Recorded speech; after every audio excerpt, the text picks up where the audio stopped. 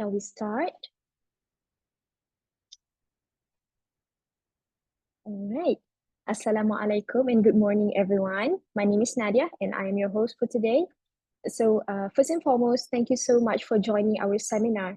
I hope you all are doing great mentally and physically. So on this special occasion, we will be having a seminar on avoiding plagiarism by Associate Professor Dr. Raja Narina Raja Yusuf from the School of Business and Economics, UPM. So just a brief introduction about Dr. Raja Narina. She is an associate professor in the School of Business and Economics, UPM, University Putra Malaysia, where she started her career as a tutor at the school in 2000. She received her bachelor's degree in business studies and double majored in finance and international business from Indiana University, Bloomington, USA in 1998, Master of Science in Management from UPM in 2003, and PhD in Management from the University of Otago, New Zealand in 2010. Her research interest is in the area of international business management, focusing on multinational corporations, Islamic or halal business practices, cross-cultural management, and international marketing. She teaches principles of management, international business, research method, and entrepreneurship courses at the school. In addition, she is currently serving as an editorial board member for several journals and has authored and co-authored books and journal articles, especially in the area of halal management and international business. Dr. Raja Narina is an active EXCO member of the Case Writing Association Malaysia since 2011 and has contributed in the coaching and facilitation of the production of case studies by various organizations in Malaysia, including the Petronas Leadership Center, Ministry of Higher Education, Malaysian Communication and Multimedia Commission, and Bank Pembangunan Malaysia Berhad. She was also involved in case study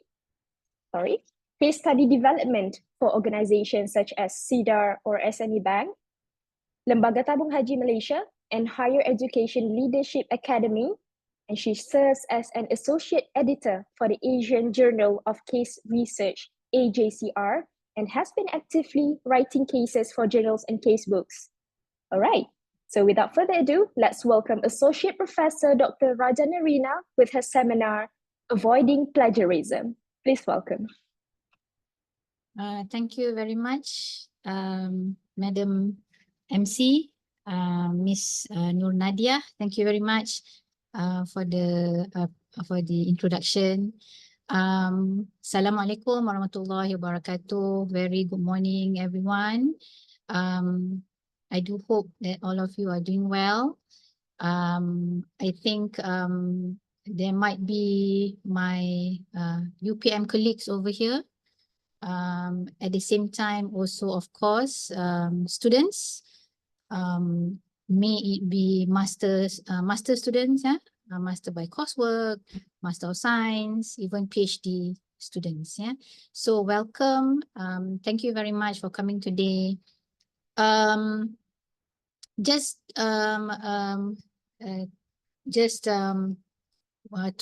disclaimer here.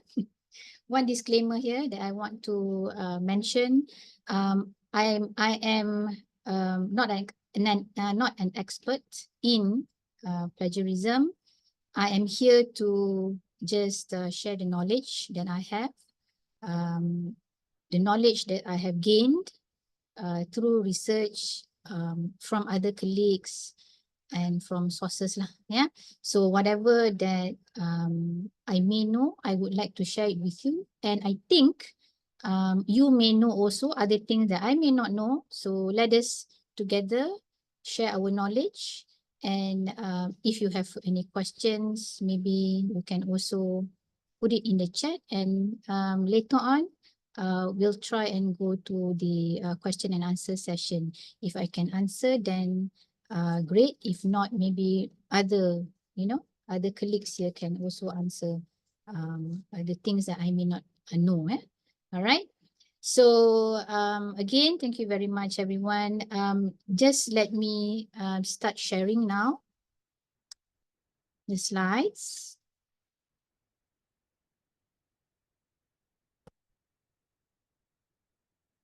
Okay, so I hope you guys can see it now, and I'm going to make it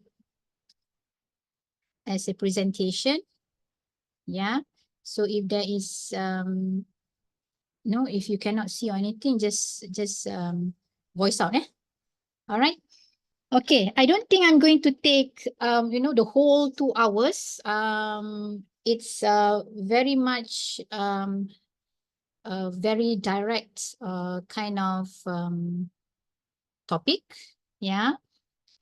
So it's going to be facts, all facts and maybe some examples there. But later on we shall open up for question and answer if we have time remaining after this. Yeah. So I'm from the School of Business and Economics, and my area of specialization is international business, just like Madam MC mentioned just now. So I'm from the social science background. So over here, there may be students or colleagues from sciences, but I guess on a general note, everything is still knowledge. Some things they are generally can be applied to whichever specialization that we come from. Yeah, social science, technical science, or pure science. Yeah, but the concept is basically the same. Yeah, the concept is basically the same. So I hope that my presentation is beneficial not only to social sciences but also other specializations out there. Yeah. All right. Let me just move forward to these are the agenda that I'm going to go into for today. I'm going to share with you a little bit on introduction to plagiarism, understanding copyright and fair use, citing sources, AI and plagiarism, best practices for academic writing, and also conclusion.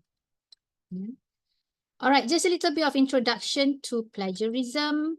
What's the definition of plagiarism? Yeah, so I'm not so sure of each of you. Some of you may have heard about the concepts or the word plagiarism. In Malay is plagiat. Yeah, plagiat. So it's in English plagiarism. So some may know what it is, some may not know. They have just heard about the concept, but they do not really understand what is plagiarism, what constitutes plagiarism. You may have done it, but you may not know that it is plagiarism. Yeah, so I'll go into the different types of plagiarism also. Okay. So basically, let me take, the definitions that I saw from two very much established universities, Western universities, yeah, Harvard University and also Oxford. Okay, so because of course they are already established education institution. Harvard, for example, I think is 300 years old, and Oxford is actually 900 years old. Yeah, so I think we can somehow learn from this very established education institution. Yeah, all right. So from Harvard University, what is plagiarism? In academic writing, it is considered plagiarism to draw any idea or any language from someone else without adequately crediting that source in your paper. Yeah, so it means that you are considered plagiarizing if you're taking any idea or any language in that sense from someone else, and you put it in your own paper.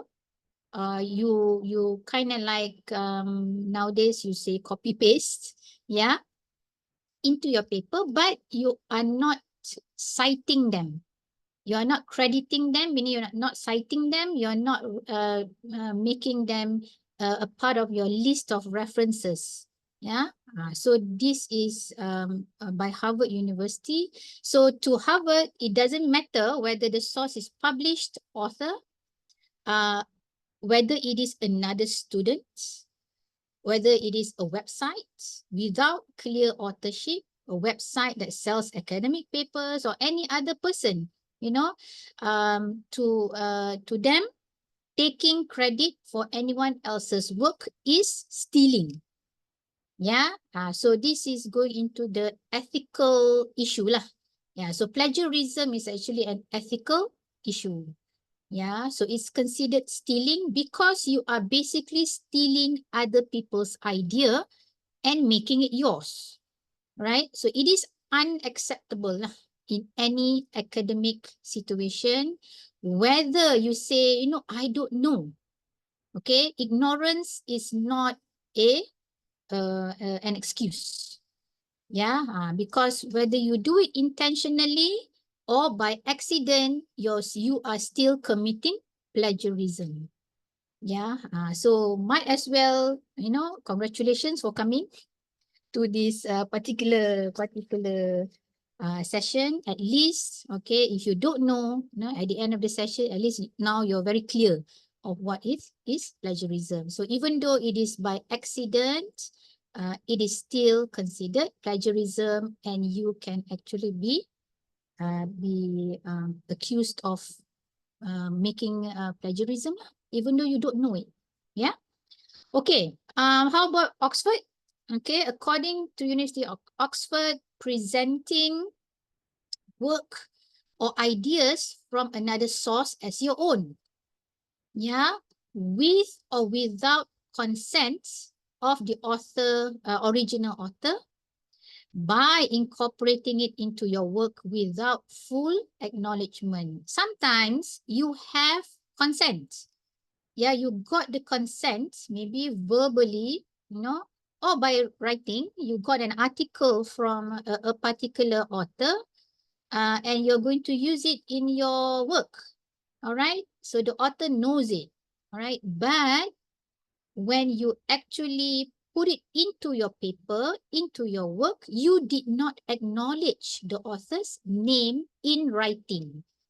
Again, it is still plagiarism. Yeah, so there's two parts of plagiarism actually. It's it's not only very direct definition of plagiarism. There are different ways of, we're still saying that it's plagiarism. Even though you got consent, but if you still did not acknowledge the author in the paper, you're still committing plagiarism. Okay. According to Oxford, all published and unpublished material, whether in manuscript, printed or electronic form, is covered under the definition, and as is the use of material generated wholly or in part through the use of AI. Okay, so Oxford has actually, included in their definition of plagiarism, the use of AI. So when you see this definition here, means that Oxford does not, accept AI, as original authorship lah.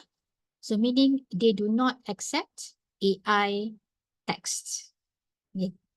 Yeah, AI text, whether it's wholly AI or in part AI, so you are still committing plagiarism because you're using AI. All right, but it has a bit of disclaimer here. Save when the use of AI for assessment has received prior authorization. So if the student or anyone has been given authorization to use AI, then it's okay. Maybe because of a certain disability that needs to have AI to assist the student, then it's okay.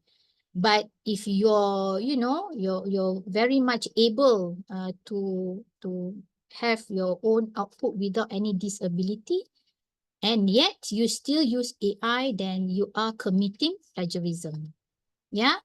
And then another thing is plagiarism can also include reusing your own work without citation. So this is what we call self-plagiarism.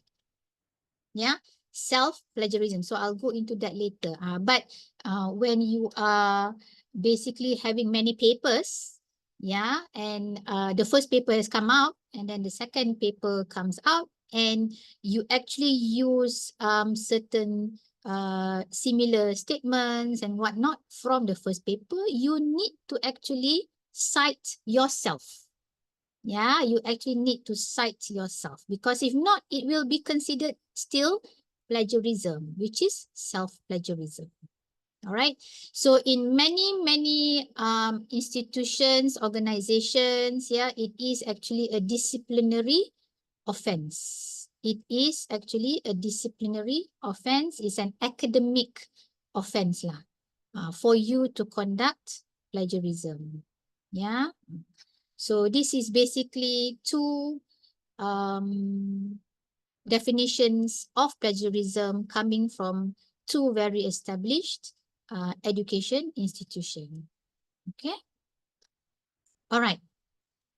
Why should you avoid plagiarism?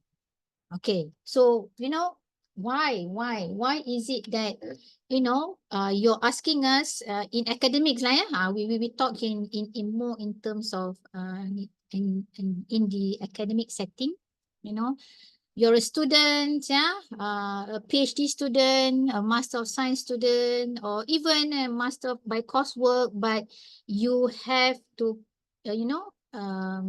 submit a project paper. You have to submit your dissertation, your thesis, and so on, right?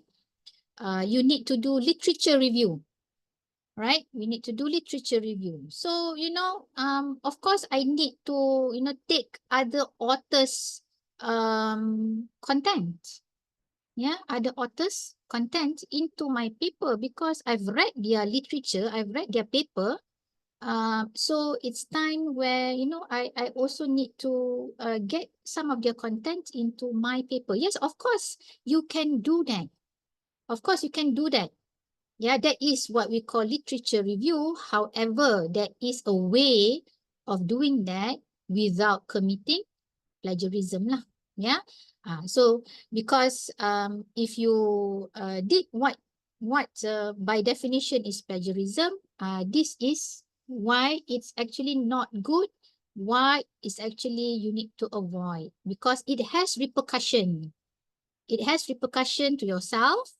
It has repercussion to other people. Yeah. For example, for yourself, yeah, as an academic, as a student, coming back, whatever your background is, you come back to the university to get your degree. Yeah. So means that you are in the academic setting. Okay.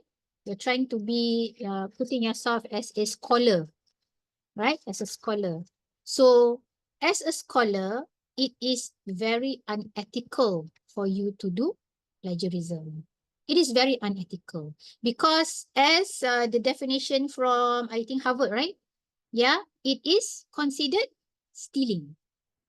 Yeah, it is considered stealing because the content that you're taking maybe directly or maybe some of you may paraphrase it. I'll go into what is paraphrasing later.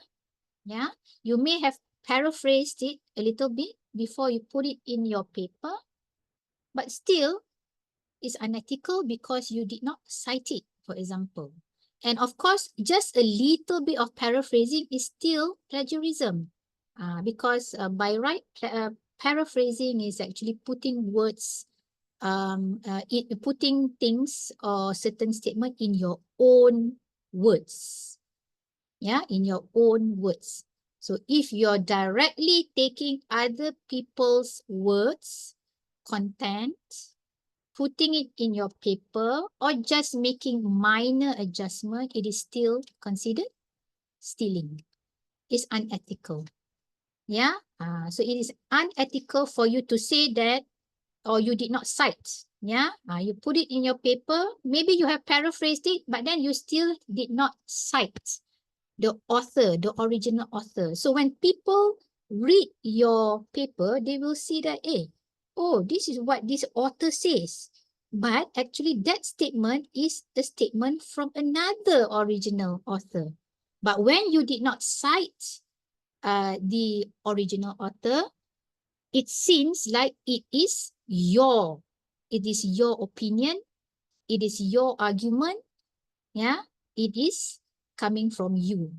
And so it becomes very, very unethical because you're trying, you're kind of like portraying that it is yours. Yeah. So this is where it is an unethical behavior. Okay, saying something which is not yours. All right. Okay. Another thing for you, okay, it is of course when you do that, it reflects poor scholarship. Yeah, so I mentioned just now, when you come back to school, when you come back to learn in the academic setting, yeah, you're trying to be a scholar. This is the setting, the university is where you need to enhance or polish your critical thinking. Yeah, you need to exercise your the way you put the way you argue. Yeah, the way you argue, the way you put forward your opinions. Yeah, this is where you are kind of like actually portraying your scholarship. Yeah, so you are arguing, for example, based on certain arguments, based on your knowledge, based on literature review. Yeah, but if you do this plagiarizing, yeah, it means that you are basically undermining yourself. Yeah, you're undermining yourself. You are not able. You're kind of like portraying yourself as not able to argue by yourself, as so much so that you need to get other people's opinions and make it yours. So where is your scholarship? Yeah, where is your scholarship? Where is your ability to argue? Where is your ability to synthesize the content of the literature by yourself? Yeah, come up with your own thoughts.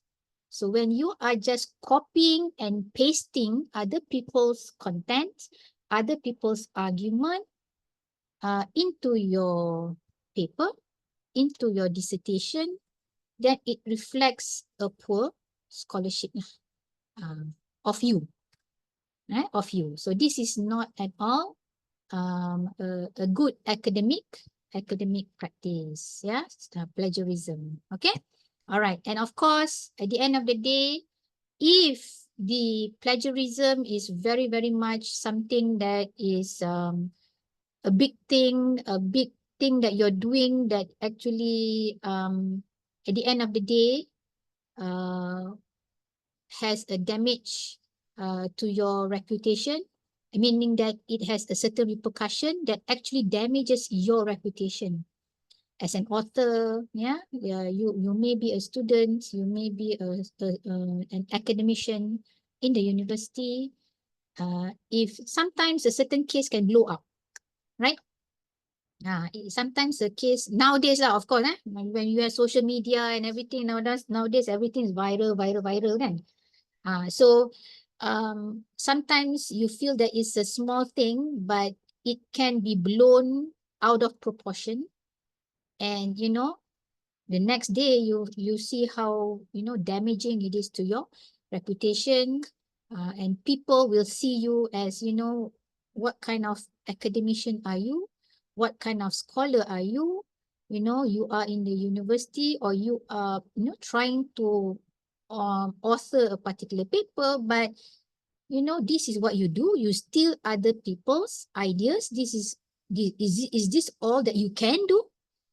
Yeah, is this all you can do as an academic, as a student. So this is very damaging lah, to your reputation. Yeah, because when we go to university, we want to have, not just to say a good reputation, but then we want to upgrade ourselves, right? But when during our upgrading, if we do this, then it is something of a damage to our own reputation. Okay, and of course to others. Yeah, so it's not just something that affects us. Yeah, when you are actually taking other people's content, okay, other people's ideas. Some people, especially when they have already, for example, published something, or when they have actually patented something, copyrighted something. So means that from the copyright and so on and so forth, they actually have an intellectual property on their name, to their name. All right, it is their intellectual IP. IP is intellectual property, right? So it can also be a source of income. It can also be a source of income to the original author. So when you come along and copy, paste, or plagiarize their output, their content, so it will kind of like affect at the end of the day the income, of the original authors. So this is not a good thing. This is really very much in terms of, for example, more or less like direct or global plagiarism, in which that you are basically taking the whole thing, in some cases where you take the whole thing and declare it as yours. For example, a book, an original author has already written a book, but maybe it has not been published yet. You got the manuscript and you are the one that actually push it to the market or something like that and declare it as yours. So that is like where, the original author is going to lose out, and, this is actually his or her income, but then you come by and make it yours. And that is very, very unethical. So it will affect other people, of course. It threatens the foundation of knowledge. Okay, this is where, for example, when you plagiarize other people's content, okay, meaning that, for example, you took a certain content from an article, put it in your paper, and then you did not cite the original author. Okay, either you take it wholly similar, okay, directly from the content, 1 paragraph, 2 paragraphs, or whatever, put it in your paper. You did not change anything, or if you have changed it, you have paraphrased it, but you still did not cite the original author, then people will think that it is from you. Okay, and when this happens, it actually is threatening the foundation of knowledge. If you think about it, if we do not know who is the original author of certain, seminal articles, very important articles in the literature, we may be swayed or to think that, oh, this is actually the author, but actually the author is another person.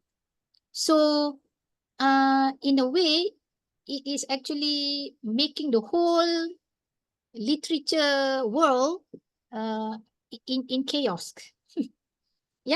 In chaos, right?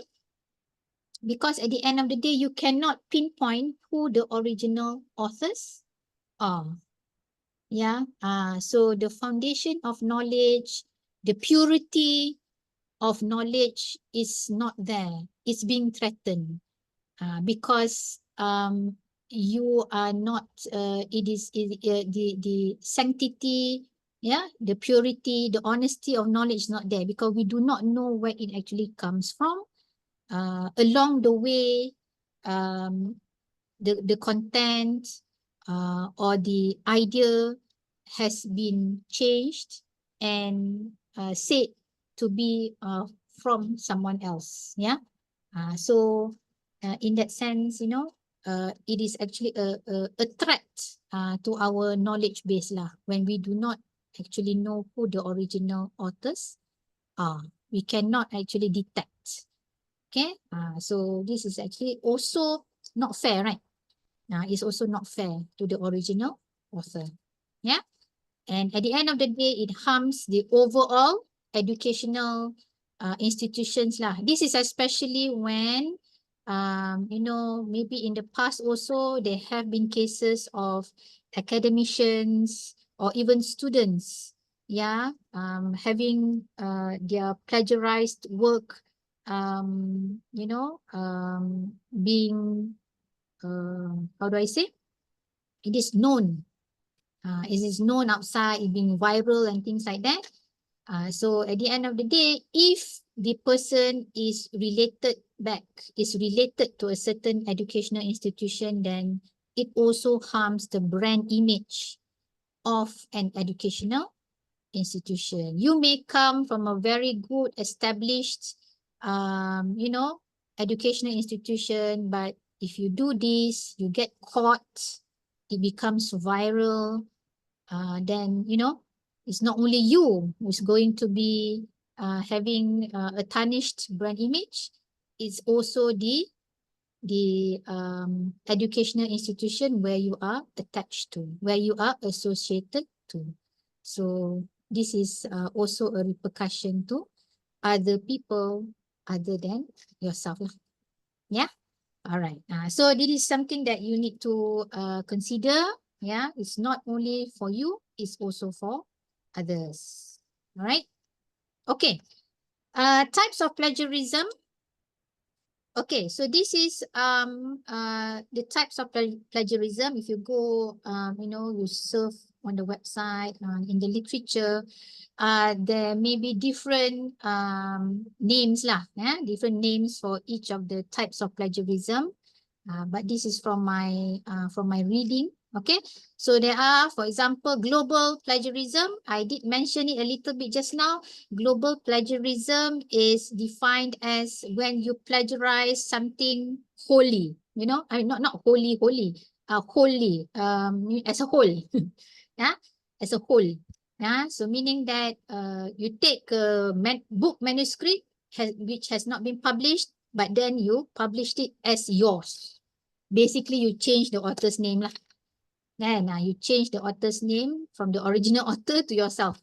That is global plagiarism, or other people's ideas, or any other text or anything, the whole journal article, for example, and you take it and you put your name there and you declare it as your paper. Yeah, for example, even students. Yeah, you take the whole term paper or a group assignment from last semester. Yeah, you did not even change a word from the assignment, and yet you submit the same thing to the lecturer for this semester. That is considered global plagiarism lah. So you are taking it as a whole, maintain the original content, but just change the name to your name. So it is plagiarism. It is global plagiarism. Okay. All right. Verbatim or direct plagiarism. Okay, this is more or less when you are taking like what people are doing mostly most nowadays, like copy and paste. Yeah. Copy and paste. So verbatim means as is, right? Verbatim means as is, right? So meaning that you're taking a whole paragraph as is,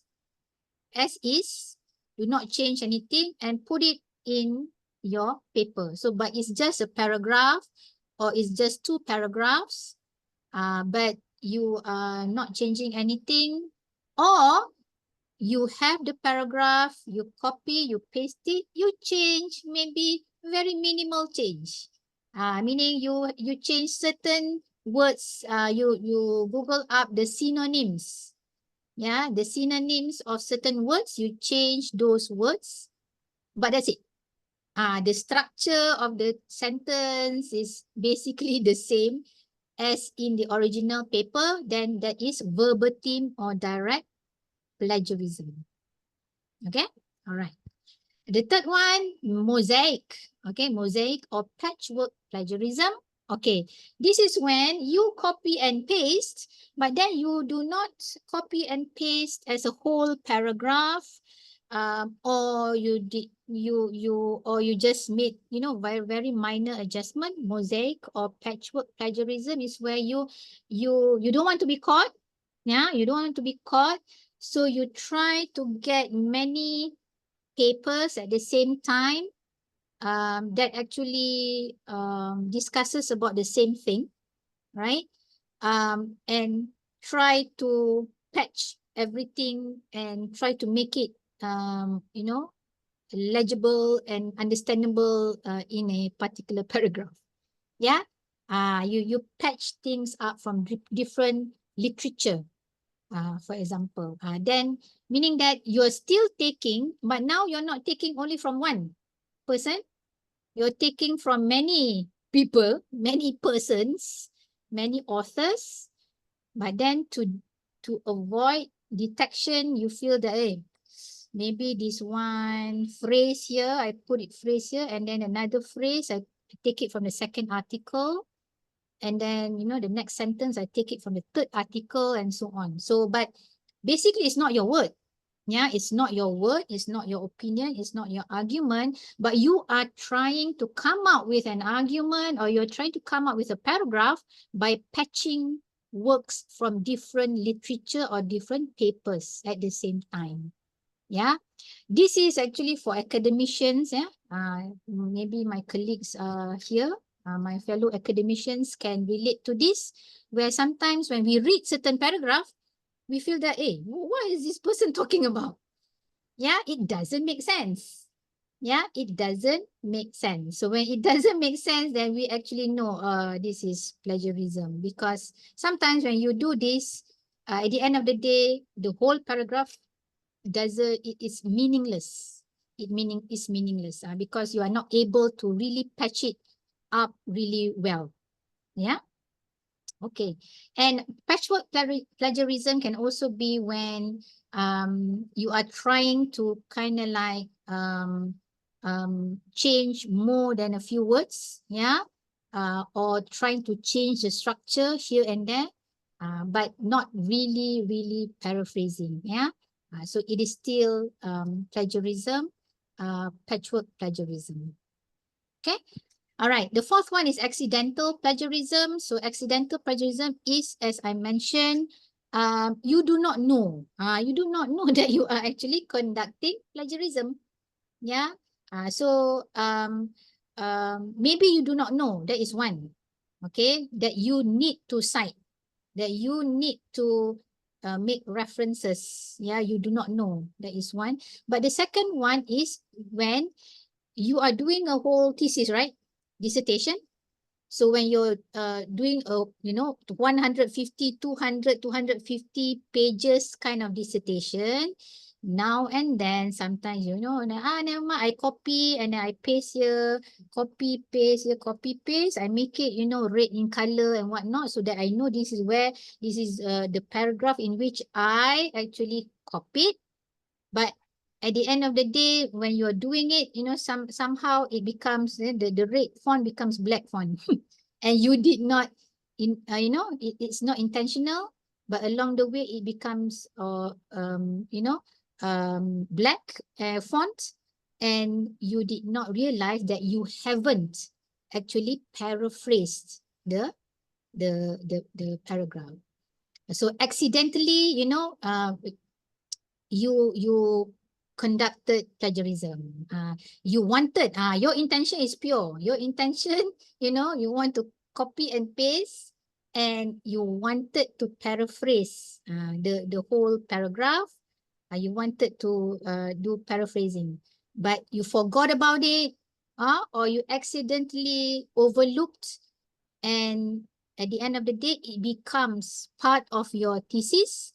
And when the examiners catch it, okay, they will say that, excuse me, your page number 10, the whole paragraph or the whole 2 paragraphs is actually from this particular article. Then you know, oh my God, you know, I intended to paraphrase this, but somehow it becomes part of the thesis. That is accidental plagiarism.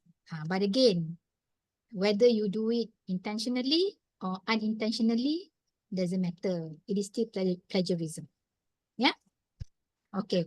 And the last is self-plagiarism. Again, is what as the, I think, University of Oxford mentioned just now. When you have, for example, published one paper, the second paper you would like to mention something about the findings from your first paper. And you'd feel that, oh, that's because that's my paper. Why do I need to cite? No, you need to cite. You need to cite. Because you know why? Because citation, when you cite, when you do references, it's actually giving a trail. Yeah, it's giving a trail for future researchers to actually try to go back and try to track. So when you have already a trail of where you got these findings, where you got this argument, who says this, who says that, even though it is from you yourself, but you have already published the first one, so you need to cite yourself. But then, of course, in academics, you cannot be doing a lot of self-citation. Yeah, don't make it a habit to do self-citation. I think my fellow academics here know. Maybe PhD students here, they know. Yeah. When you have many papers, you cite yourself, right? Because citation is a of course an indicator also in terms of our KPI as academicians. So some people also they go overboard in terms of self-citing themselves. Yeah, but don't worry. But you cannot cite. You cannot do a lot of self-citation. But when you do cite yourself, when it needs to be cited, you need to cite yourself. Yeah, there is a need, because if not, then you're considered doing self-plagiarism. Yeah, self-plagiarism. Again, the tracking, yeah. When we have references, when we have citations, it is a tracking. It is a means of tracking for future readers, for future researchers. When they read a certain statement, oh, this author, this is the author. I can track the author, I can track the article, what year, what is the title, and so on through the references. And it is making it easy for future researchers to actually cite these articles. Yeah. So when you don't cite, then you're making a chaos out of everything, right? Okay. Okay. Understanding copyright now. Copyright and fair use. Yeah. So I did mention a little bit about intellectual property just now. Yeah. Intellectual property. Okay. So for those who know what is intellectual property, okay, then you should know that there are many types of IPs lah. Yeah, intellectual property. We have patent, we have trademark, copyright, industrial design, geographical indication. This is very much from the definition of MyIPO, Malaysian Intellectual Property Organization lah. Okay, but the one that we are most interested today is number 3 lah, copyright. Yeah, copyright, because copyright is very much related to literature, literary lah. Literature, literary means articles, wherever. It can be in the journals, it can be in magazines, it can be in books. Yeah, so this is what is usually copyrighted, right? Books, I think you know, they are when it is you have original author, you know, sole author, or they can have co-authors. Yeah, so these books are of course copyrighted. Yeah, so these books um will be sold and so on, distributed. So you cannot just take the content without the authorization from the original author and so on. Yeah, so this is copyright. So when certain books, for example, they have copyright, then you know there are certain legal repercussion also if you do plagiarism. Okay. All right. So the rights of the owners of the meaning the owner lah, the original author, yeah, of the articles or any book, literary, yeah, in terms of copyright, they have the legal rights, economic rights, moral rights lah, yeah. So legal rights, if as I mentioned, if it is a copyrighted kind of thing, it's actually it is legally, it can be legally pursued lah if it's being violated. Okay, the copyright is being violated, and it has been copyrighted by law. Then is the right of the owners to actually, they can summon you lah, right? They can summon you, they can bring you to court in terms of certain issues of that is against the violation of the copyright. Yeah. And then of course the rights of the owners is that economic rights, as I mentioned. The authors of certain literary outputs, yeah, they can actually sell it. Yeah, they can actually sell it for income. So by right is economic lah. Economic means income lah. Income generation output.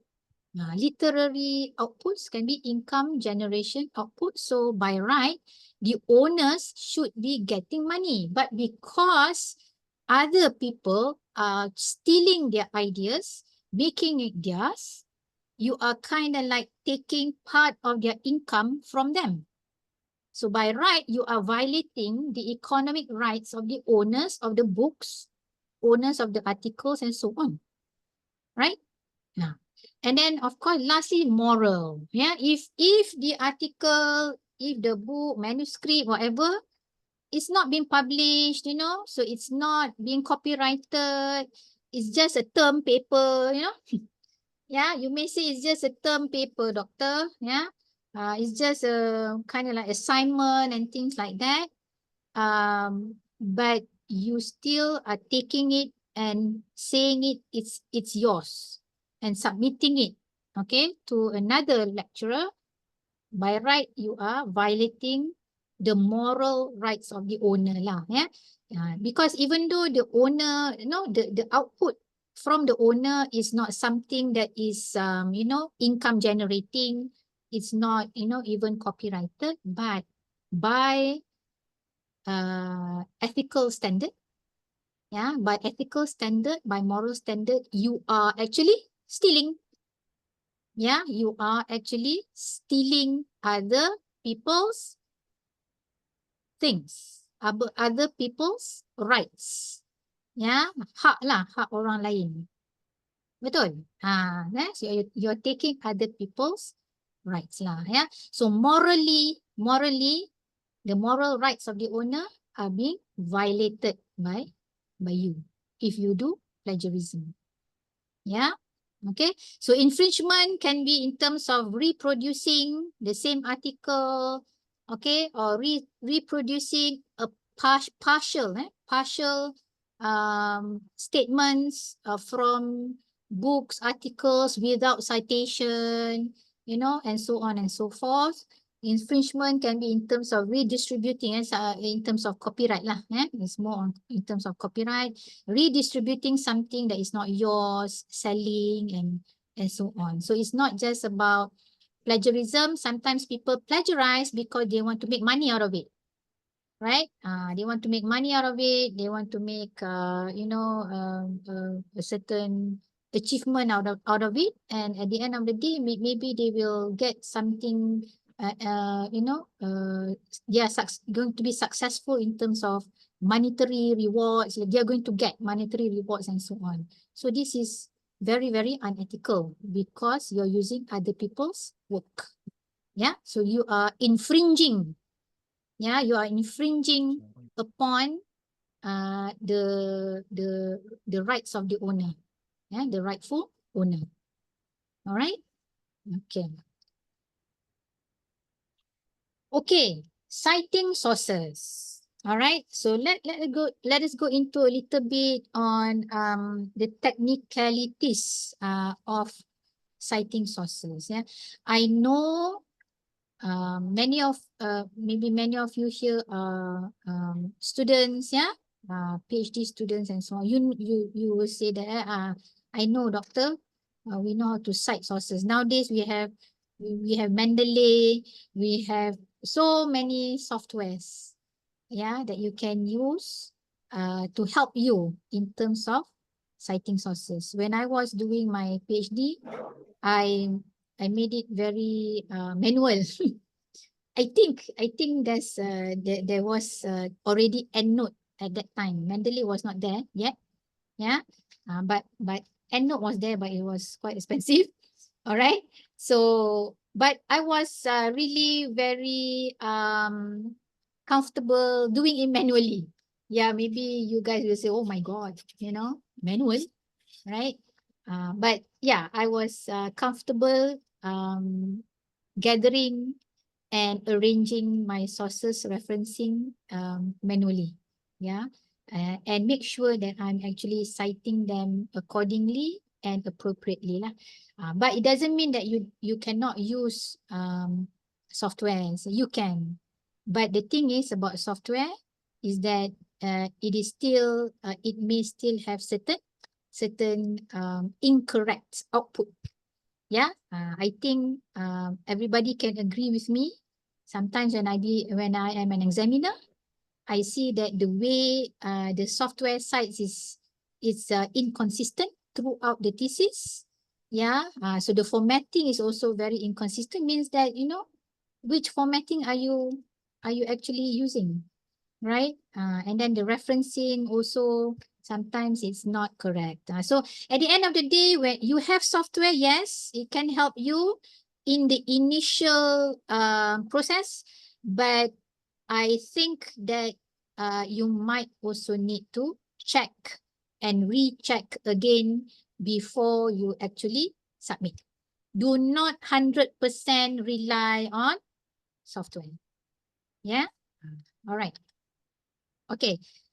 We have certain citation styles. So for those of you who know, then it's okay. Then, but it's good for other people to know also, especially who's not into academics. But citation styles, we have different citation styles. Yeah. So it depends also on the field of study, and it depends also on the university. The university in which you are studying, the university in which you are associated with, and also maybe the faculty itself or the school, yeah, and the discipline. As it mentions here, all right, there are different citation styles, different authorities actually coming up with these different styles. For example, MLA citation style is usually for English, literature, foreign language, communications, religious studies, yeah, and whatnot. APA, psychology, education, business, economics, nursing, linguistic studies, and so on lah. Chicago is history, fine arts, anthropology, philosophy, and so on. We have engineering here and they use IEEE for engineering, computer science, information science, and so on. You also have Harvard style, yeah. Harvard style is usually for economics. Yeah. So there are many different types of citation style. So before you actually use citations in your writing, you may want to consult your lecturer, your supervisor, and ask them, you know, which citation style shall I use? Because it depends on the field of study and also the university in which you are in. Yeah. But why this? What about these different citation styles? Yeah? What is different? Yeah. Maybe you do not know because as I mentioned, many of you are very much dependent on software. Yeah. So meaning that you know there are different formats, but you don't know how do they differ, right? How do they differ? So here is an example of how it differs lah. Yeah. So for example, AP. AP is Association of Psychological something. Yeah, psychology. That's why it's in psychology. It uses in psychology. Okay. All right. APA. So you can see here difference between APA, MLA, Harvard, Chicago. All right. These are just example lah. That I got. All right. What is the difference between references and in-text citation? Yeah. So what we always read inside the paper, inside the body, yeah.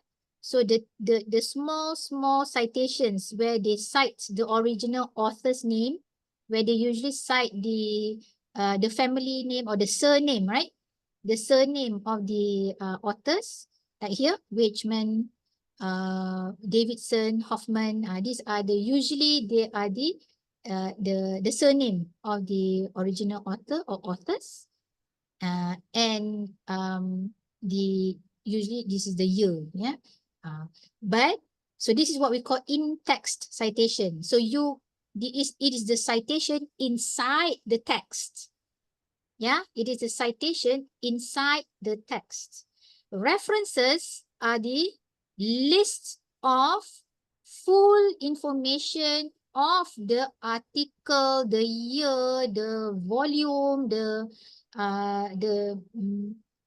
page number of everything, the whole information about that article in the list behind at the end of the dissertation, at the end of the article. This is reference. So reference is usually the list, right? Where you most of the time it is arranged alphabetically, yeah, according to alphabetical order, right? So this is the complete list or the complete information about a certain article. That is reference, yeah.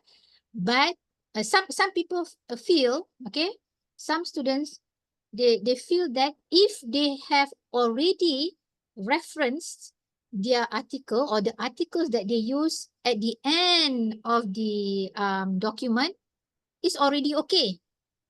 Yeah, I said, I would maybe ask my student, okay, where did you get this statement from? I don't think this is from you.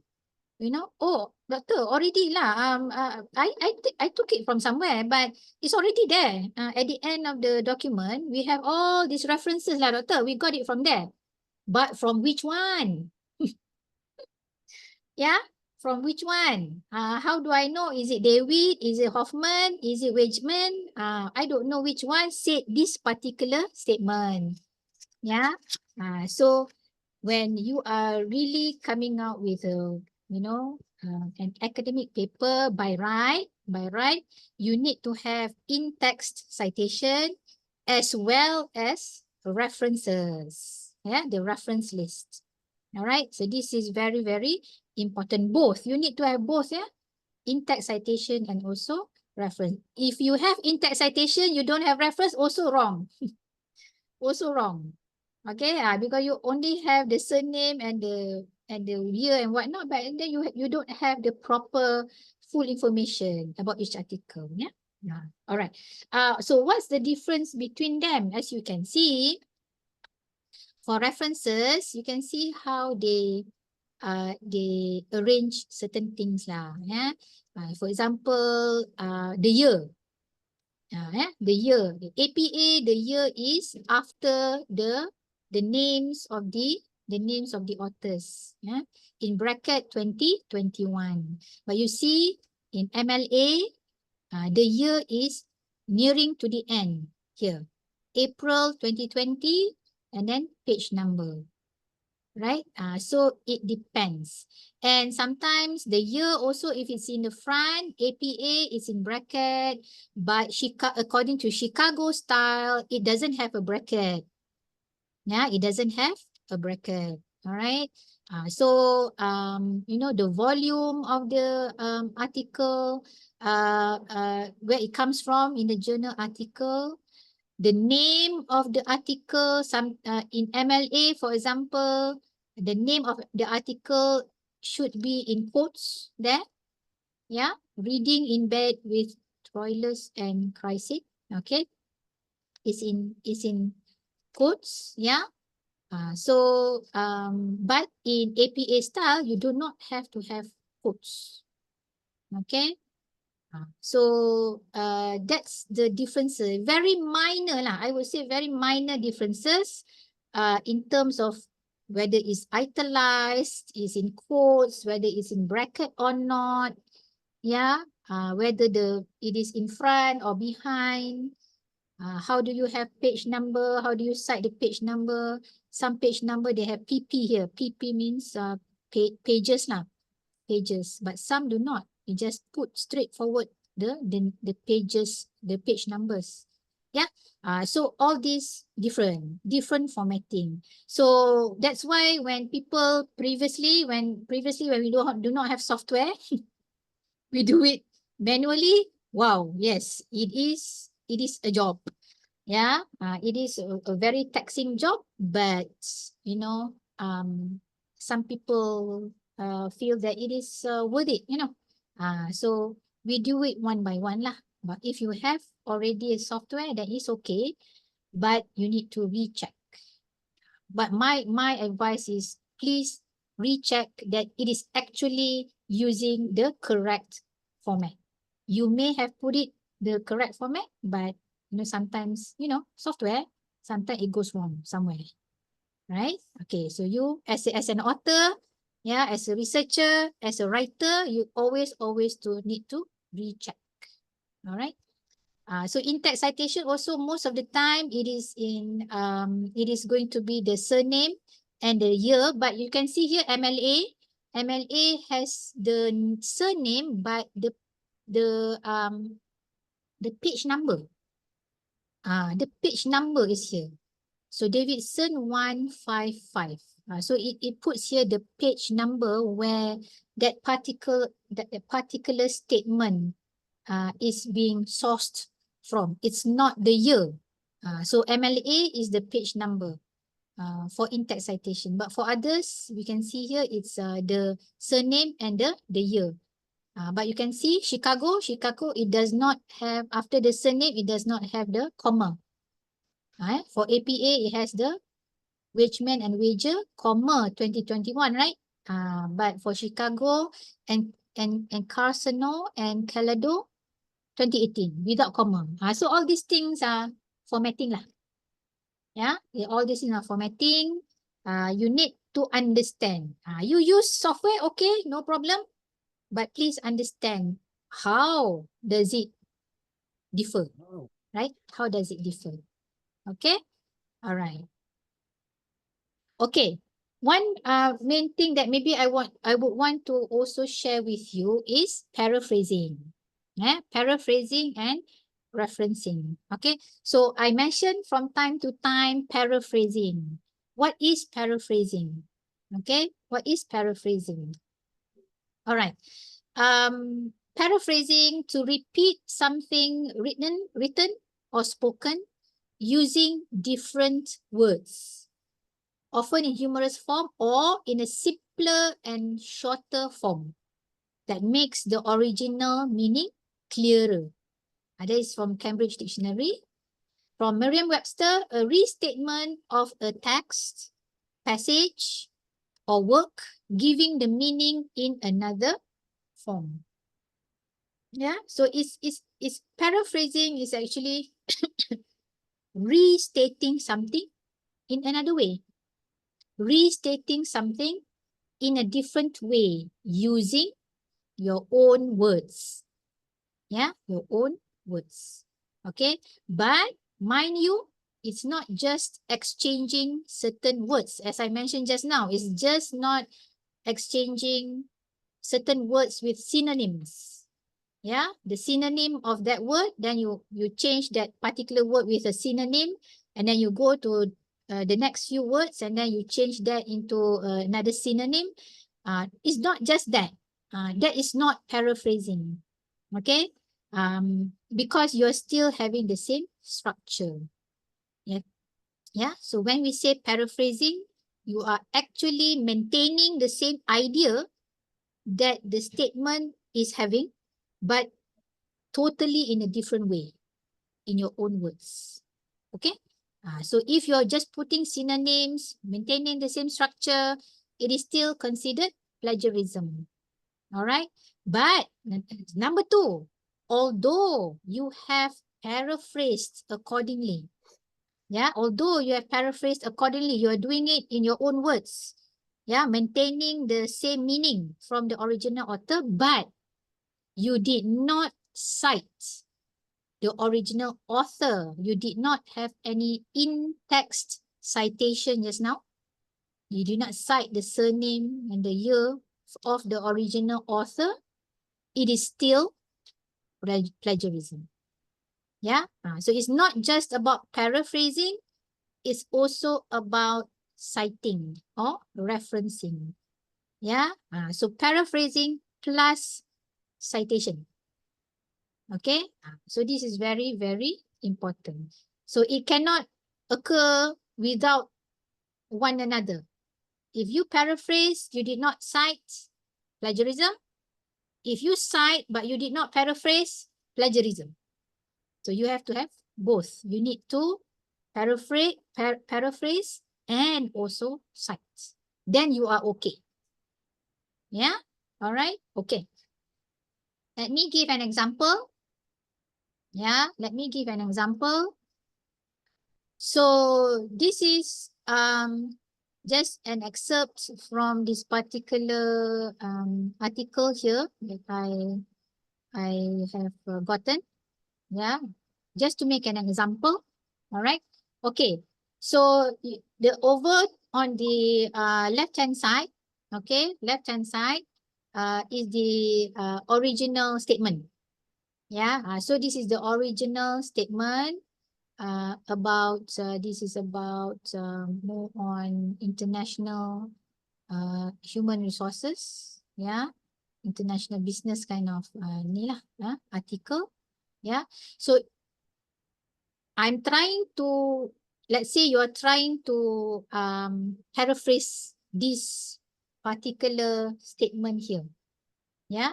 So if you're doing it like this, okay, so can you see the difference? Is there any difference between these two statements here? It's basically the same. Structure-wise, yeah, you can see, right? Structure-wise, it's basically the same. It starts with the same, and although it ends with a different term, different word, but it is still basically the same, because what I'm doing here is that I'm doing what I mentioned just now, just changing certain words, putting a synonym of that word into the paragraph. Yeah, for example, MNCs become MNEs, developed economies become developed market. Yeah, HRM localization becomes HRM adaptation. Strategic function becomes strategic purpose, so it's very minor. It's very minor kind of we cannot even call it paraphrasing because it's not. Yeah, you're just changing a few words here and there, but the structure maintains the same. Yeah, this is definitely plagiarism. Yeah, so you cannot say that oh, I cannot, really directly copy and paste because, they will detect it or it's unethical. So I will change certain words. No, it is still plagiarism. All right. Okay. What about this one? Yeah. So the same statement here. All right. And I have tried, yeah, to kind of like put it in my own words. Yeah. Changing the structure overall a little bit here and there, but not strictly the same. It doesn't seem the same, yeah. But still, because of certain only minor things, for example, competitive disadvantages related with country of origin. So this phrase is still coming from this particular paragraph over here. Overcoming competitive disadvantages associated with country of origin. So you have kind of like changed the structure overall, but most of the phrases that I highlighted here still comes from this paragraph. It still comes from this paragraphs. Yeah? So it is still considered plagiarism. Yeah, it is still considered plagiarism. All right. Okay. How about this one? Okay. So this is where totally, we've tried to look at this paragraph over here and understand, and we try to put it back on paper using our own words from our understanding. Okay.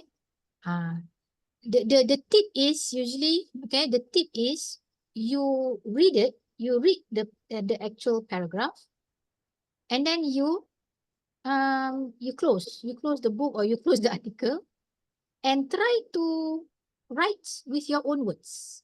Yeah, so don't look at the original paragraph, but you need to understand that paragraph. You need to understand what it's trying to say. And after that, you close the article and you try to summarize, you try to synthesize it in your own words. Yeah. This is the tip lah for you to not conduct plagiarism lah. Okay. So we try to make it structurally or in terms of the wordings is really quite far from the original one. Yeah. So as you can see here, however, it is still not considered, it is still plagiarism. Because why? Why is it still plagiarism? Because you did not cite, right? Citation is still not there. So even though you have paraphrase, so this is good paraphrasing here. You have done very good paraphrasing here. But where is the original author's name? So when you have paraphrased it very nicely here, but you sound as if this is your idea. Yeah, it seems to be like this is your idea. You are saying this because you did not cite anyone. You did not cite the original author. Yeah, so this is very, very misleading. Misleading. So this is when you need to do this. So you need to cite lah, the original author. So I think most of you here, you know the basics of literature review. When you need to cite other people, according to Ouyang et al., because it has more than 3 authors there.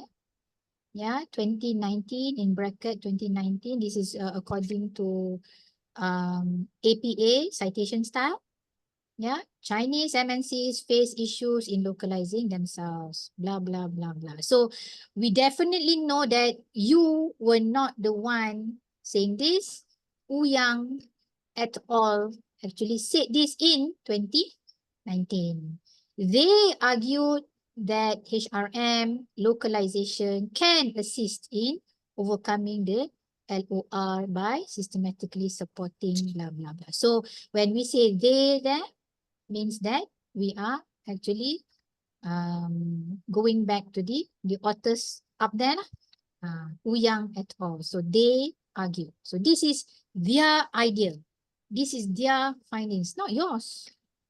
Yeah, not yours. So when it is other people's findings, other people's ideas, cite them accordingly. Yeah, cite them accordingly. So you have in-text citation here, right? And you need to have this proper citation here on the left hand side below.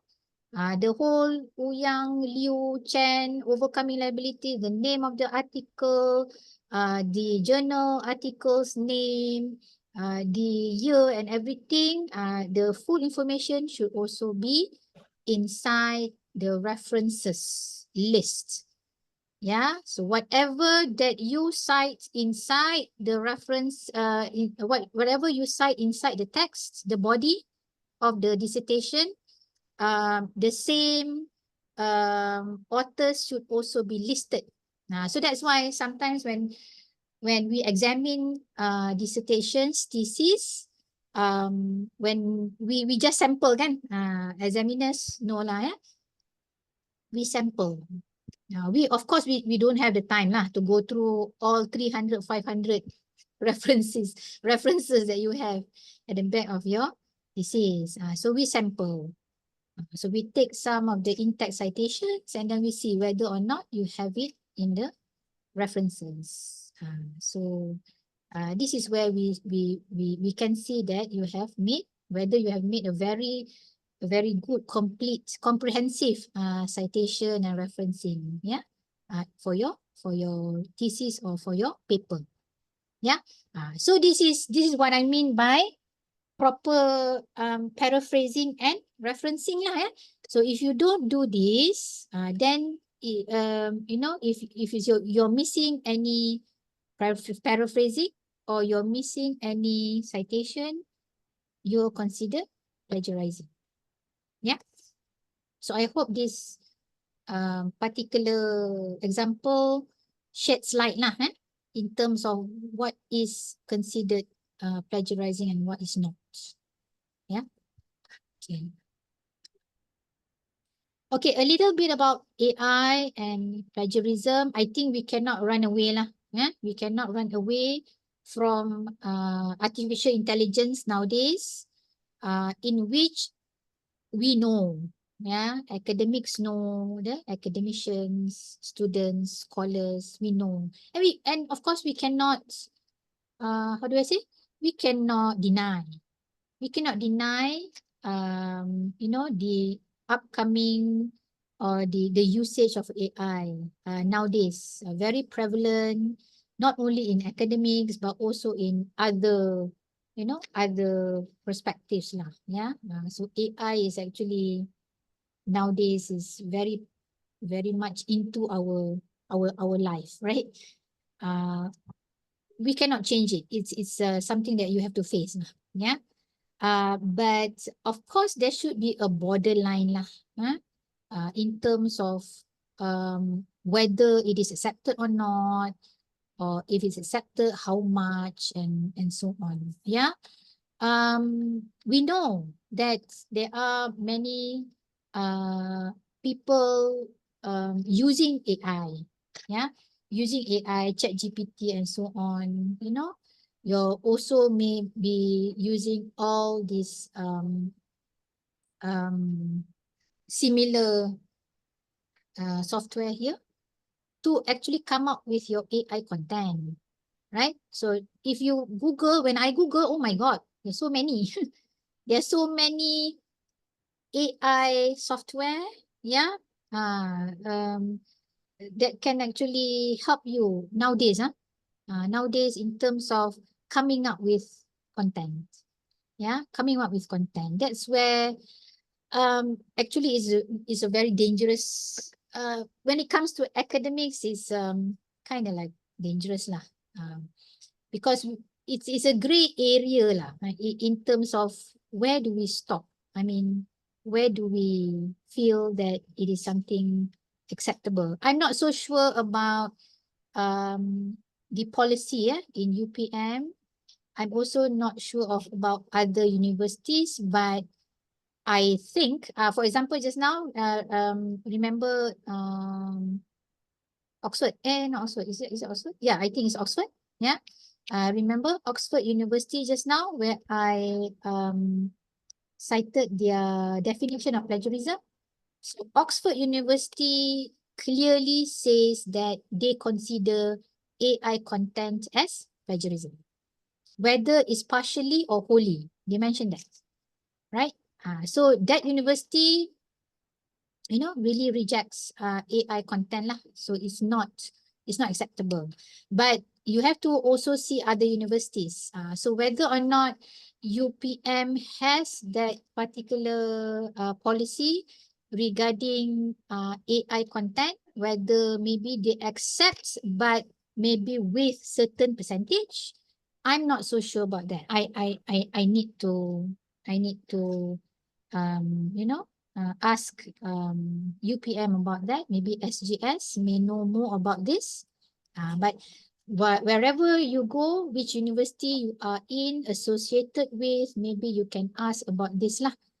Whether AI content is acceptable or not. Whether you your writing, whether your writing, your publication or whatnot contains or you're using AI as an assistance for you to come up with your paper, publication, dissertation, is it acceptable or not? That's number one. If it's acceptable, to how much percentage? So nowadays, you can see here, Turnitin, for example, in UPM, I don't know, maybe in our school, I think in UPM, sorry, in UPM, we use Turnitin, right? The second one there. Turnitin. So Turnitin can actually nowadays detect AI content, right? So does every other software here, whether or not they are, you need to pay or you don't need to pay, I'm not so sure. Yeah, but they can, and of course, many others lah. This is not exhaustive. Yeah, this list is not exhaustive. Many others, they can actually detect AI content. Yeah.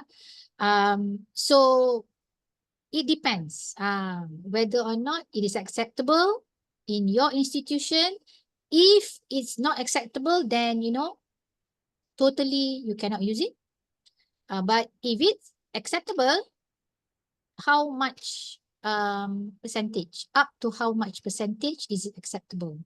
10%, 15%, 5%, 25%? I don't know. It's just like, when we use Turnitin as a plagiarism kind of normal plagiarism kind of detection device. So how much detection of plagiarism, direct plagiarism, do we say that it is actually plagiarism? So nowadays in UPM, it's 30%, right? But in our school of business and economics, we make it 20%. 20%. So ours is lower lah. So more than 20%, you need to go back and revise until it goes down under 20% before you can submit. Yeah. But this is just in terms of content detectors lah. Alright. But in terms of AI, using AI in text generation, okay, why is it that, for example, just now, Oxford University, it is saying that using AI is actually a no-no. It's not acceptable, right? It's not acceptable. Because even though the definition of plagiarism is actually you taking other people. Yeah, you are plagiarizing an idea from other people, other authors, right? But you can say AI is not other people. AI is not people, right? So I'm not taking other people's ideas, right? But but uh, can you see here? This is basically the first 3 points here is basically how you use AI software, right? When you prompt, the AI tool interprets the prompt and then it generates content based on its data set lah. So it has a certain data set.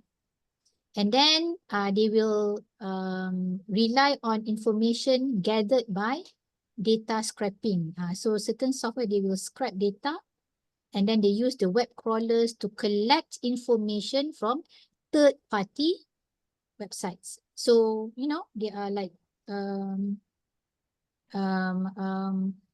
they are gatherers lah, basically. They are gatherers. They gather all the information that they can get from the internet, you know.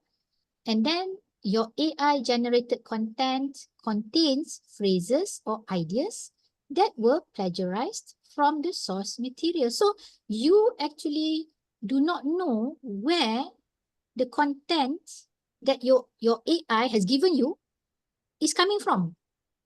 It can come from maybe one article, it can come from many articles, but the AI has managed to summarize it in a way that it looks very nice, right? Nicely presentable, but the ideas are everything coming from ideas from human beings, because other people having websites and blogs and whatnot, right? So all this information is scraped and is kind of like rearranged by the AI software.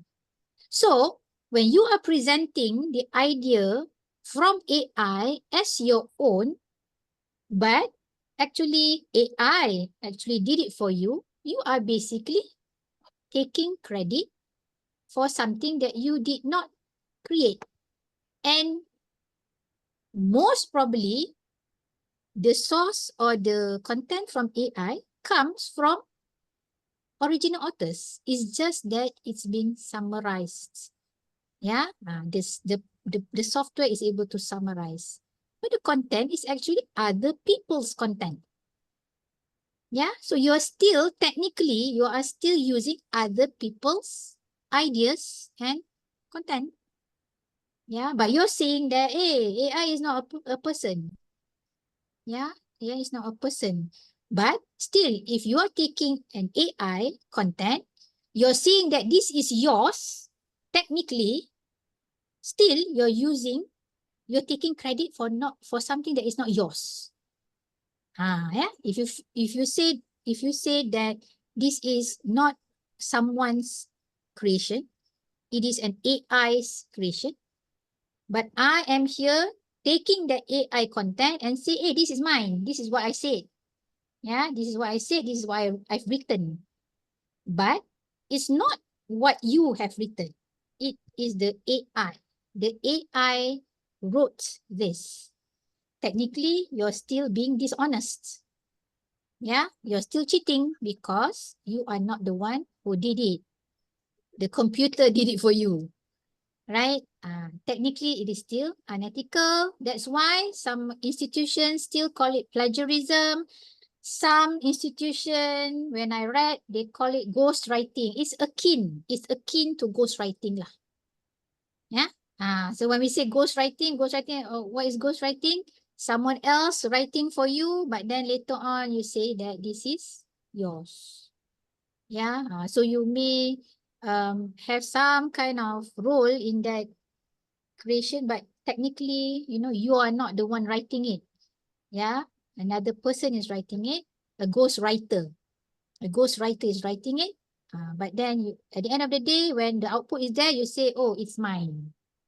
So it's kind of like ghostwriting, but boils down to plagiarism, dishonesty. Yeah, so that's why University of Oxford is rejecting lah. Partially or wholly AI generated content is considered plagiarism. All right. Okay. How to detect AI content? This one is mainly maybe for academicians or future academicians. For example, our PhD students here, one day you're going to be academicians also. All right. So AI content, from my reading also, a lot people mention that AI content is usually very general, right? It's quite general. The tone and the style is a little bit different. It's not accurate. Accurate means most of the time they give very general statements. They lack personal touch, meaning they are not able to put in personal experiences, specific examples. They are not able to, because they're not human, right? They are not human. They have not evolved to the level of a human brain. I think it's going to be some time lah. Our human brain also is what we are using now is a very, very tiny fraction of what our brain actually can actually do. Very tiny. We're just using a very tiny portion of our brain matter here, right?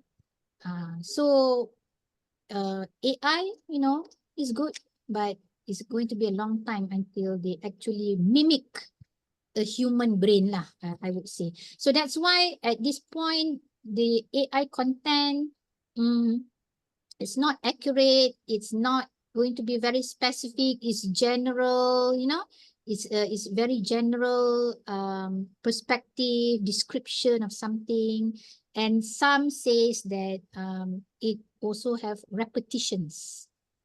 So when you read something that is being repetitive, means maybe there is an AI has been used to come out with this particular paragraph or paper or whatnot lah.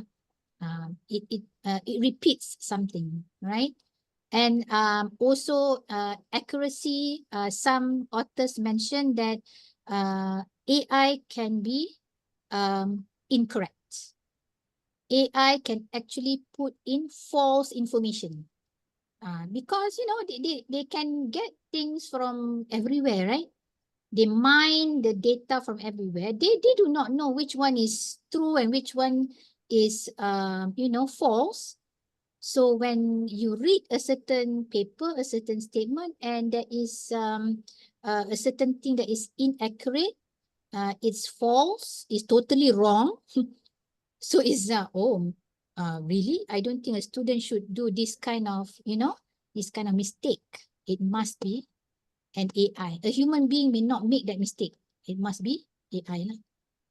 So this is kind of like it can be very tough nowadays, because when I was also doing my homework for this particular presentation, I also saw that there is many softwares nowadays that can actually humanize text. Wow.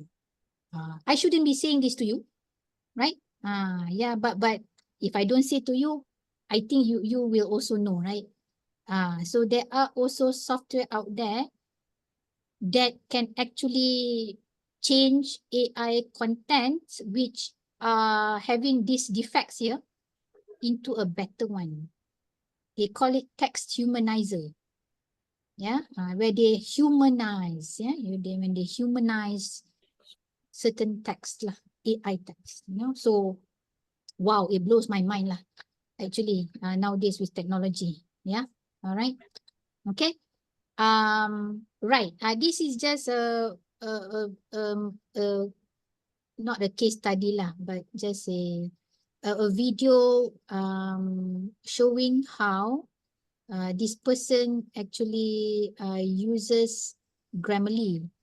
And because of certain errors in the AI detection software, she was actually, mistakenly accused of doing plagiarism.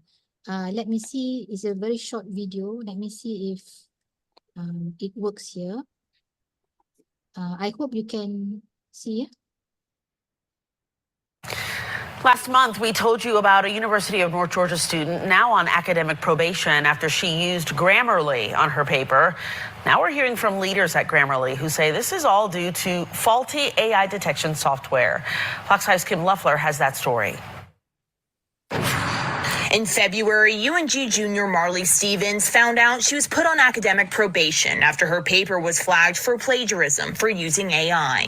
Stevens said she used Grammarly to proofread her paper, as she had many times before. She used Grammarly as if she had a tutor helping her look at spelling and grammar and syntax and overall clarity of her writing. Jenny Maxwell with Grammarly says while the company does have generative AI capabilities, which can create new content on its own, that's not what Stevens used. She says it's due to issues with AI detection systems. AI detection as a whole, as a software entity, is faulty. It's not been a perfected software. We're really new. If you think about generative AI has been on the market, roughly 18 months. It's going to be faulty. She also noted Grammarly has warnings for students who do choose to use generative AI, as well as ways to cite generative AI use on assignments. These tools are here. They're not going away. And education has a moral responsibility to teach students how to use these tools both responsibly and effectively. Now Grammarly has partnered with Stevens to create a series of educational videos on Grammarly usage in schools. I really didn't think that this was ever going to be as big as it ended up being. So the fact that I'm working with Grammarly on this is just kind of mind-blowing to me still. I hope that they kind of take away that Grammarly was not the problem. It's just the faulty AI detectors that are causing issues. The University of North Georgia sent us a statement saying, in part, the inappropriate use of AI is addressed in our student code of conduct. Everything we do at UNG is grounded in our shared value. Students come first, always. This guides our decision-making with no exceptions. Okay, all right. Yeah, so basically what the video is telling about is it's saying that the AI detectors here, the ones that I mentioned here, in this case, in the video is Grammarly. Yeah, so the student is using Grammarly to check the grammar and spelling and whatnot. But when I guess the teachers or the lecturers were using the AI detectors on her paper, it showed that she actually conducted plagiarism. So meaning that they are saying that the AI detectors can from time to time actually make mistakes. So just because an AI detector says so that a certain paper is plagiarized, it may not be so. So meaning that even AI detectors can be at fault, or they may have their weaknesses lah. So that's what the video is saying lah. Yeah, because it says that the student is actually just using the Grammarly software for just very minor proofreading kind of thing, but the AI detector actually flagged her paper as basically making plagiarism content lah. Yeah, all right. Okay, last but not least, guys, best practices in academic writing. What I can share with you at the end of the day is, as academicians, as future academicians, yeah, when we collect data, when we do literature review, do, robust note-taking. This is very, very important, yeah. It is as a researcher, this is our job. This is our job.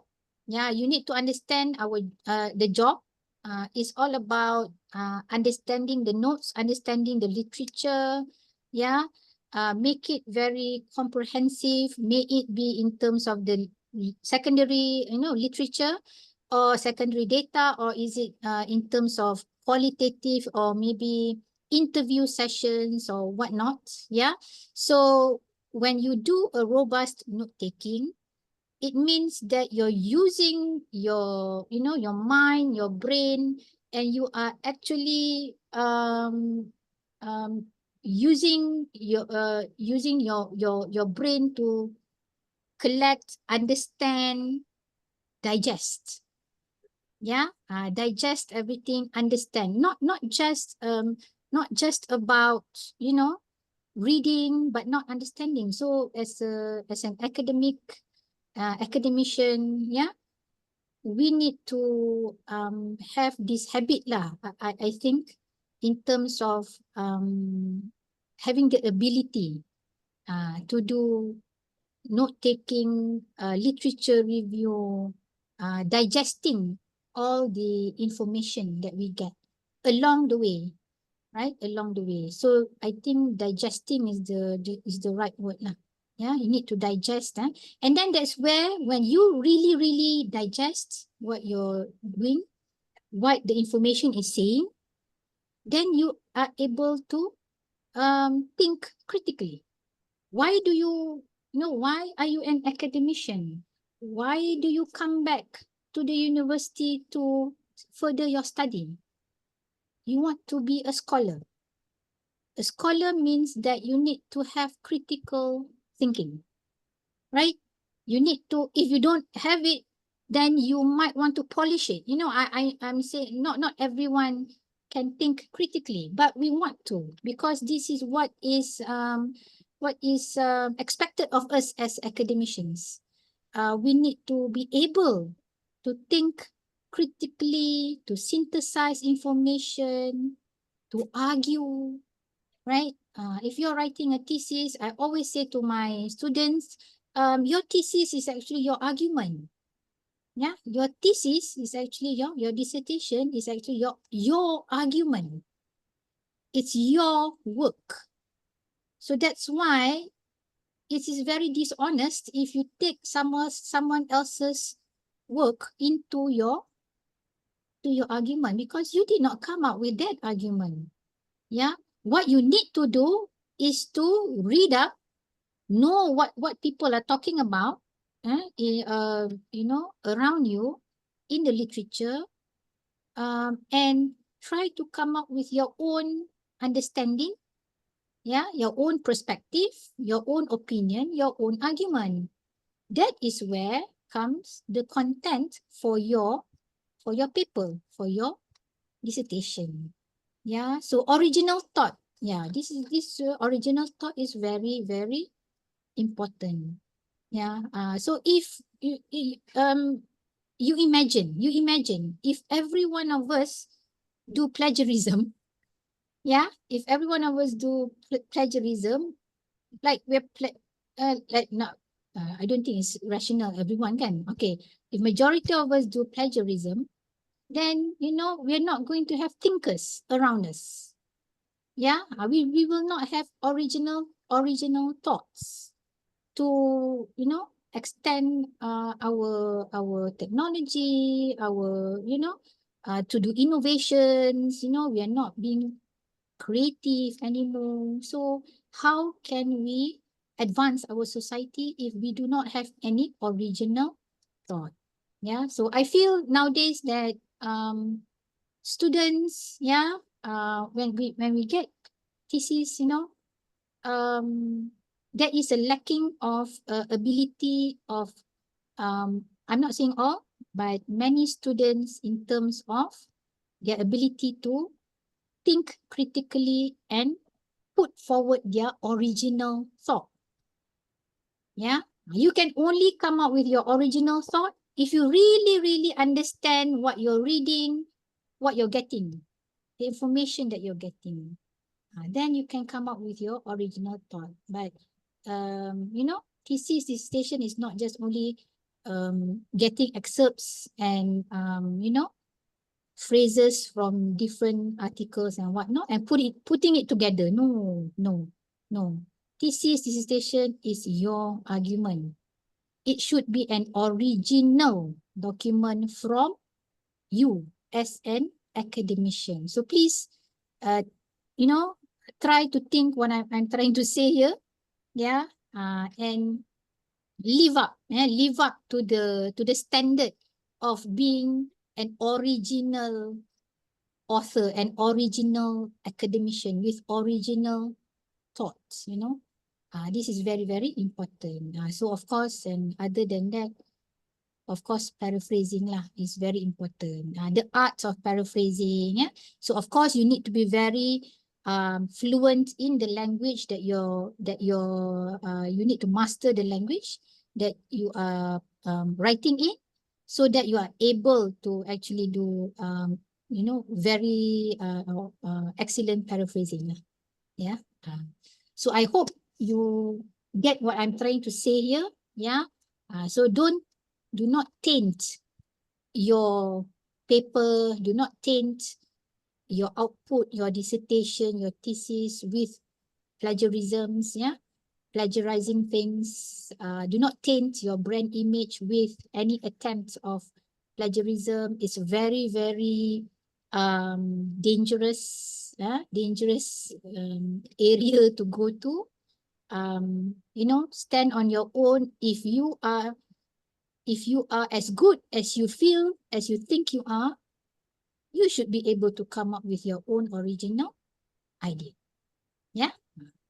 So these are my references, even though it's a presentation, because I'm talking about plagiarism, so I might as well be exhaustive or in my references. Okay. All right. So I think that's basically it, guys. Thank you very much. This is my email. My website of our school. Yeah.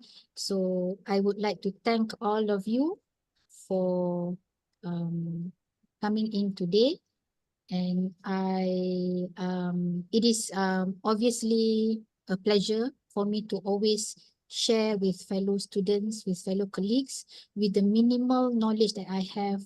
I hope it is beneficial to all. Thank you very much. I pass back to our Madam MC. Thank you so much for the informative presentation, Dr. Rajanarina. So before our secretariat ends this Zoom, can everyone turn on the camera so we could have maybe a quick photo session? Is it possible to ask a question to Doctor? Doctor, would that be okay? Yeah, sure. Hi, It's up to Doctor. the organizer, actually. Okay, ask first, and then later on we can have the group photo. Okay. Okay. Doctor, my question is, when I'm reading an article, so inside that article, the author of this paper cited another paper. So if I want that information, so whom should I cite? Like author A or author B? Okay. Thank you. Who was that? Is it Sora? Yes, Sora. Sora. Okay. All right. Okay. Sora and everyone. Yeah. Basically, actually, you need to track back. Yeah, you need to track the original author, the original article. Yeah, that's the best thing to do. Yeah, because you know this person has cited another article. So by right, if you want to cite that particular statement, you need to have the original article with you. You need to find it, you need to have it, and you need to read it. In order for you to actually say that, oh, this person says this. Because if not, how can you determine that this person is actually saying what he is saying, that the author is saying? Because what I mean is, sometimes you may not be able to know that the author is what the author thinks or interprets from the original article is correct. Yeah. So if you find the original article and read it, and it seems that, yeah lah, different understanding. why is this author saying like this? Because my understanding is different. So in order to avoid this kind of discrepancy, it's actually very important for you to trace back to the original author, and then only you can cite the original person lah. Yeah. All right, Sora? Right, doctor. Thank you. Okay, thank you. All right. Okay.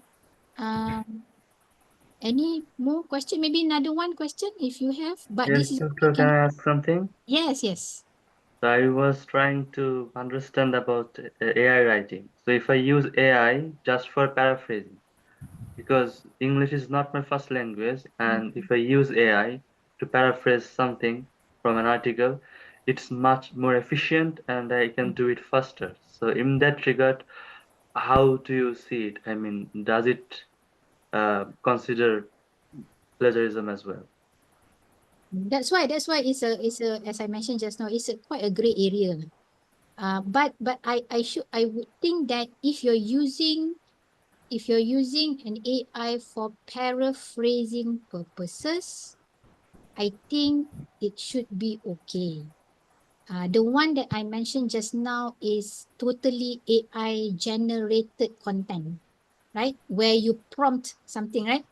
You prompt, please come up with a paragraph about blah, blah, blah, blah. And then the AI comes up with a full paragraph about something, right?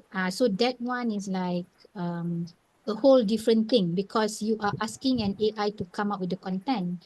But if you're using it for paraphrasing, I think it should be okay, but again, you need to clarify again whether or not what the AI is paraphrasing is correct or not.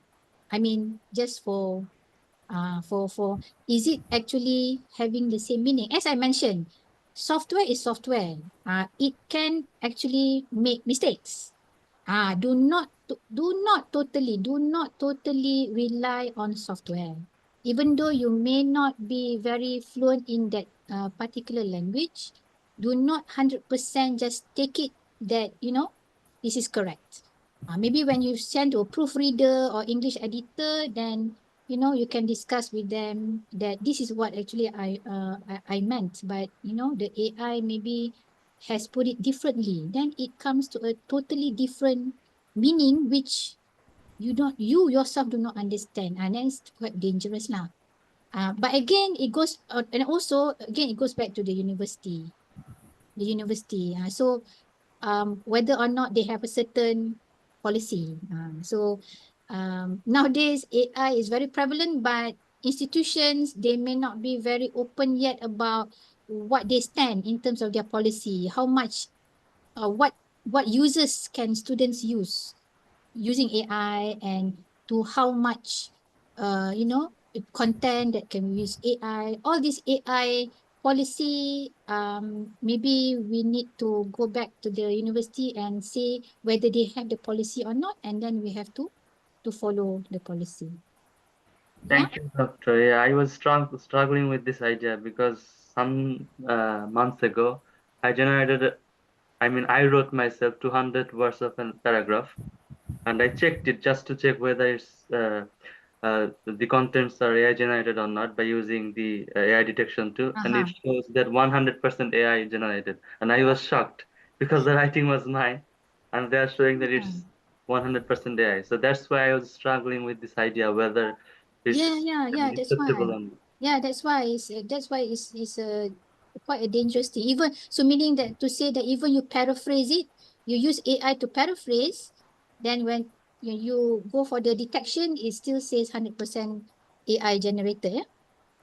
Yeah. No, the writing was mine. I mean, it Yeah. was sold my writing. So I just wanted to test it whether there is certain structure you can see when they are generated by AI, and I followed that structure to write it on my own.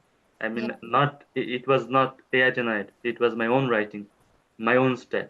But when I put it in AI detection too, they showed it 100% AI.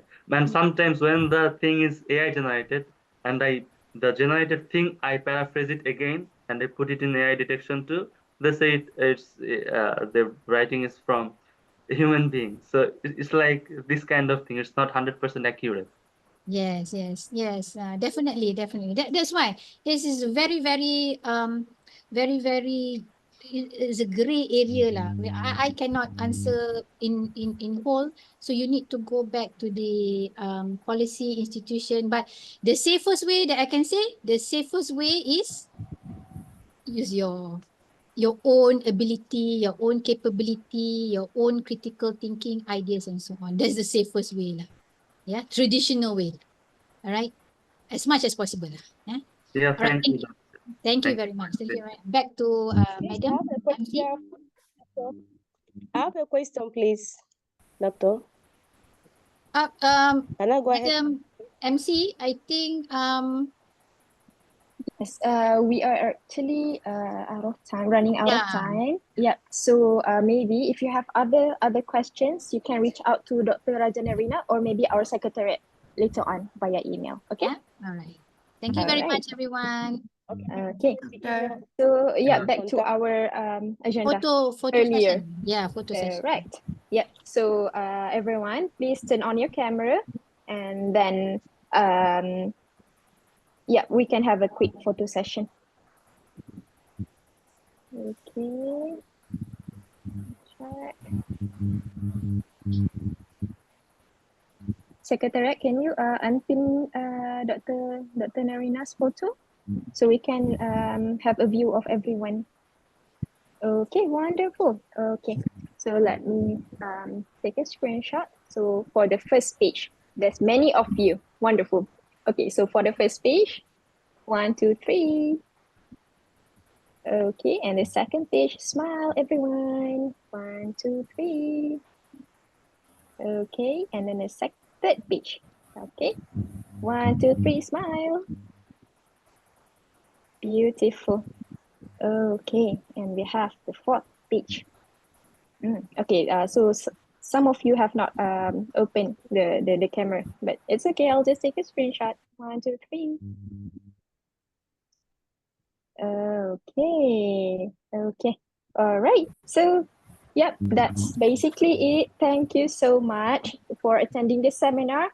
So if you have any other inquiries to us, Dr. Rajanarina, please feel free to contact us through the email provided. All right. So Dr. Rajanarina has shared her email address earlier on, but let's say if you have you did not manage to capture her email address, you can please reach out to our Putra Sarjana email. Okay. So thanks again, everyone. Assalamualaikum and have a great day. Bye. Bye. Waalaikumsalam. Bye. Everyone. Bye. Thank you. Thank you.